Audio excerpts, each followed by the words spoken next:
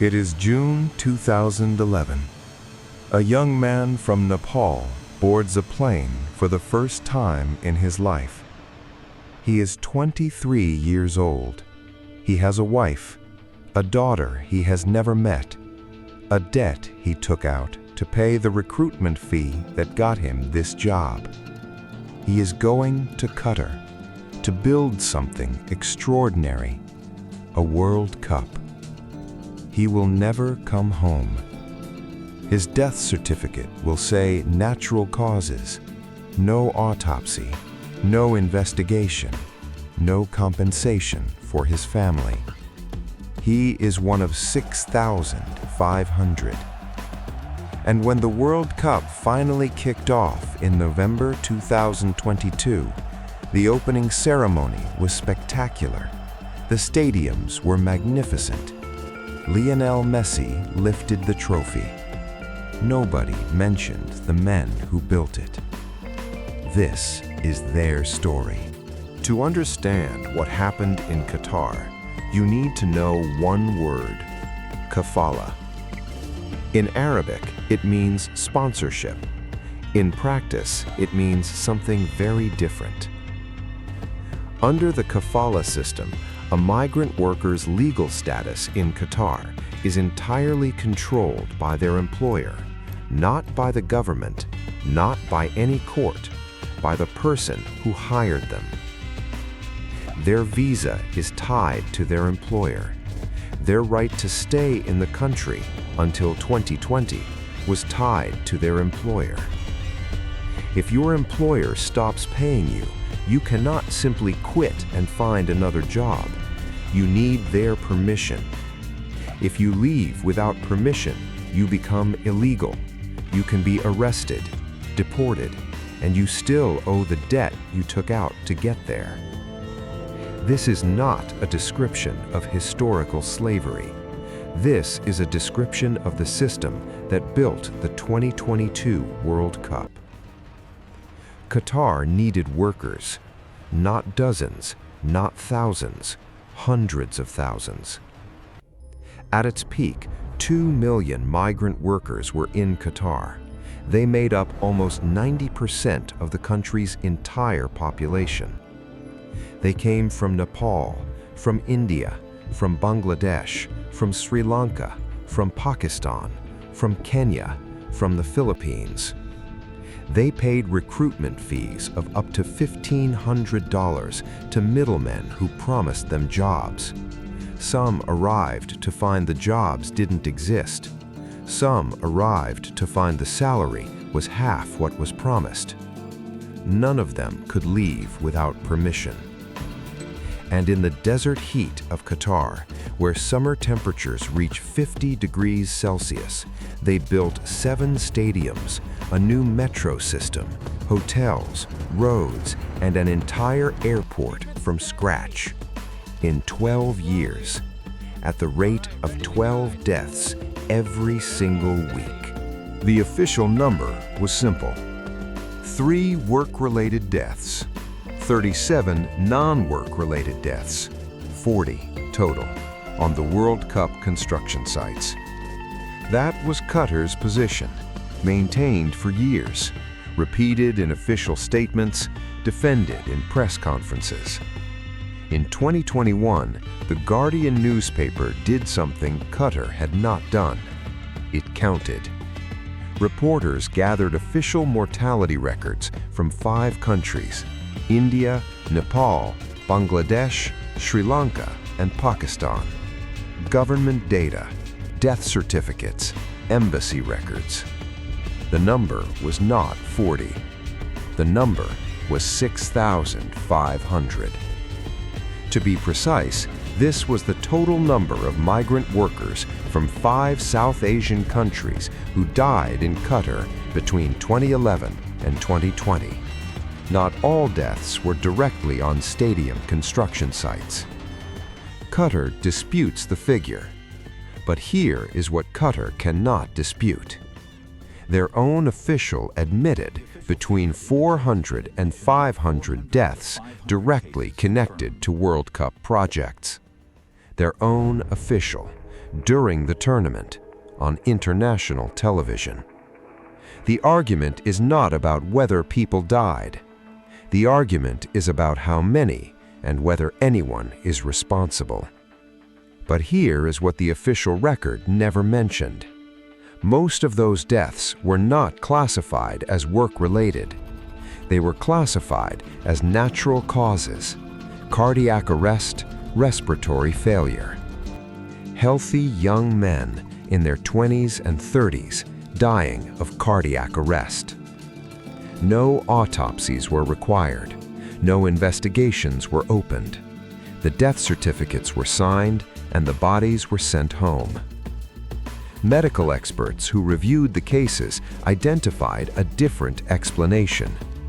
Excessive heat exposure over extended periods causes the human body to shut down. The heart fails, the lungs fail. It looks on a death certificate exactly like natural causes. It is not natural causes.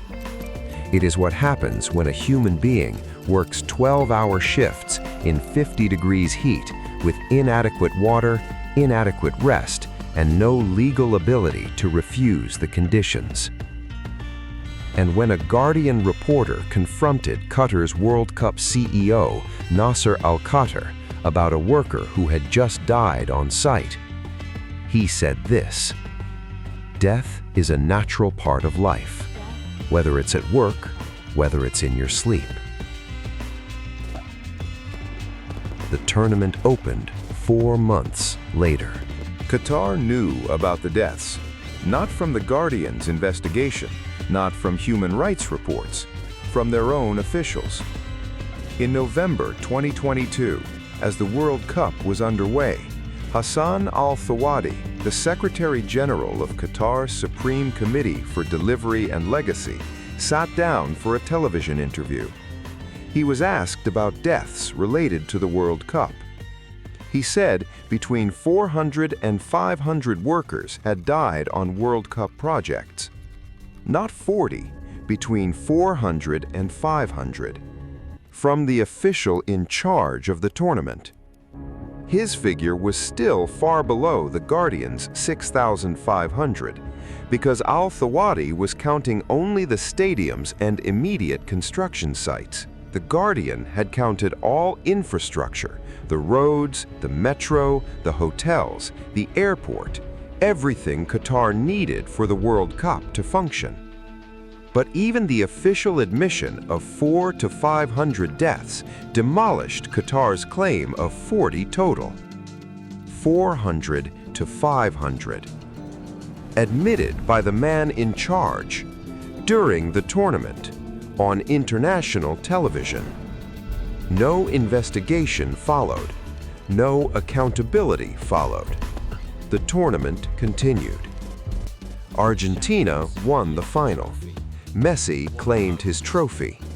And then FIFA did something that completed the picture. It commissioned an independent review into compensation for the workers. The review was delivered to FIFA in mid-2024. FIFA kept it secret for 5 months. When Amnesty International finally forced its release, the review concluded that FIFA had a responsibility to compensate hundreds of thousands of workers and their families. FIFA's response? It rejected the recommendation. The organization that generated $7 billion from the Qatar World Cup decided it had no obligation to the men who made it possible. Stay with me, because what comes next is the part that changes everything. Amnesty International calculated the minimum compensation owed, $440 million, the exact amount FIFA paid out in prize money to the 32 teams that played in Qatar. The players received the prize money. The workers received nothing. The world was told that Qatar had reformed its labor system, that the Kafala abuses were being addressed, that the World Cup would be a catalyst for positive change. The Human Rights Watch 2025 World Report tells a different story. The Kafala system remains substantially intact. Workers still cannot change jobs without employer permission in practice. Wage theft continues. Qatar's Advisory Council proposed in 2024 to reintroduce exit permit restrictions, the exact restriction that was supposedly abolished in 2020. The reform was not a reform. It was a presentation, designed to last long enough for the cameras to leave. And FIFA knew. FIFA had human rights requirements built into the bidding process. FIFA had the authority to make labor protections a condition of hosting rights. FIFA chose not to enforce them, because enforcing them would have slowed construction, raised costs, complicated the relationship with a host nation that was spending $200 billion to stage a tournament that would generate billions more for FIFA. 6,500 men died, not by accident, by calculation. The calculation that their lives were less than the tournament they were building. This is not history. In 2034, the World Cup goes to Saudi Arabia. Saudi Arabia, where the Kafala system also operates, where migrant workers face the same conditions, where the Building and Woodworkers Union has already filed a complaint with the International Labor Organization about worker abuses on Saudi projects. FIFA assessed Saudi Arabia's human rights risk as medium. Medium. After Qatar, after 6,500 deaths, after the independent report it hid for 5 months and then rejected. Medium risk. The families of the workers who died in Qatar are still waiting for compensation, not the $440 million Amnesty asked for, not the findings of FIFA's own review. Anything.